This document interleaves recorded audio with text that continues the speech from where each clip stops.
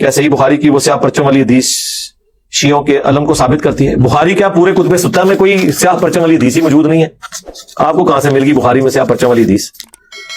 نہ بخاری میں ہے، نہ مسلم میں ہے، نہ ان 6 کتابوں میں. وہ حدیث جو ہے وہ حاکم کے اندر اور مسند احمد میں ہے، اور مشکات میں بھی مسند احمد کے حوالے سے جب خراسان سے کالے جھنڈے آتے ہوئے دیکھو تو ان کا استقبال کرنا، ان میں اللہ کا خلیفہ مہدی ہوگا. تو نبی علیہ السلام کا جھنڈا کالا تھا اور وہ جنگوں کا جھنڈا ہے، گھر میں لگانے کے لیے نہیں ہے. مولا علی نے کبھی اپنے گھر کے اوپر کوئی علم نہیں لگایا. مولا علی نے کبھی اپنے گھر کے اوپر کوئی علم نہیں لگایا. مولا علی نے کبھی اپنے گھر کے اوپر کوئی علم نہیں لگایا. مولا علی نے کبھی اپنے گھر کے اوپر کوئی علم نہیں لگایا. یہ جھنڈے اور جنگی لباس یہ گھروں کی ریکوائرمنٹ نہیں. کوئی بندہ گھر میں وہ زرہ پہن کے اور وہ خود پہن کے بیٹھے گا؟ آپ خود سوچیں. جھنڈے پہ تو سارے کہہ دیتے ہیں. اور یہ شیعہ کا جھنڈا بھی جب سے کالا ہوا ہے اس وقت سے شیعہ کی جد و جہد جو ہے نا وہ کافی کمزور پڑ گئی. جب تک ان کا جھنڈا ریڈ تھا نا، پہلے ان کا جھنڈا ریڈ ہوا کرتا تھا، یعنی خونی انقلاب. اب یہ 100 کا جھنڈا ہے، اس لیے آپ دیکھیں وہ انقلاب والی بات اب کافی حد تک ڈیلیوٹ ہو چکی ہے.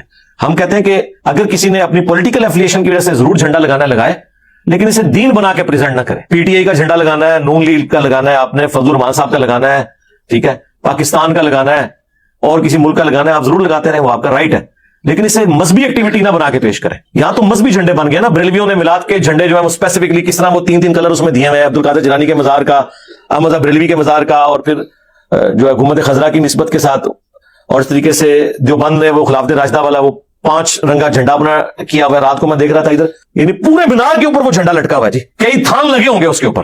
بس تقریباً 100 فٹ اونچا مینار ہے اور اس پہ وہ ایک دھاری دار جس میں 5 یعنی آپ سمجھ لیں کلر ہیں، وہ اتنا بڑا جھنڈا اوپر سے لے کے نیچے تک. آپ کو تو یہ کہتے ہیں مزاروں کے اوپر چادر چڑھائیں گے، یہ کسی غریب کے کپڑے سلوا دیں. خود ان کے جھنڈے دیکھیں کتنے کتنے لمبے ہیں. اس کا بھی کسی غریب کو کوئی سلوا دے. ہم تو نہ مزارات کے اوپر چادر چڑھانے کے قائل ہیں اور نہ اتنے لمبے لمبے جھنڈے. اسے آپ نے نکالنا کیا ہے؟ صرف نمائش، اور کچھ بھی نہیں نکلتا اس میں سے. جی نیکسٹ. کیا گھر میں علم لگانا جائز ہے؟ اور اگر علم میں صرف سلام یا حسین لکھا ہوا ہو اور عقیدہ بھی وہ والا نہیں ہو تو جائز ہے؟ کائنڈلی آنسر می. لگا دو یار، کوئی مسئلہ نہیں ہے. مولا علی نے کبھی اپنے گھر کے اوپر کوئی علم نہیں لگایا. وہ مسلط وہ والی نہیں ہونی چاہیے. پنجے جھنڈے نہ لگائے، ٹھیک ہے، آپ نے جہاں پاکستان کا جھنڈا لگایا ہوا ہے یہ بھی لگا دیں یار، کوئی مسئلہ نہیں. ٹھیک ہے، البتہ وہ جو علم یہ لگائے جاتے ہیں پنجوں والے جو ایک خاص سمبل بن چکے ہیں اور اس کے ساتھ کیا کیا عقیدے وابستہ ہوئے، وہ تو سب بدعت ہے.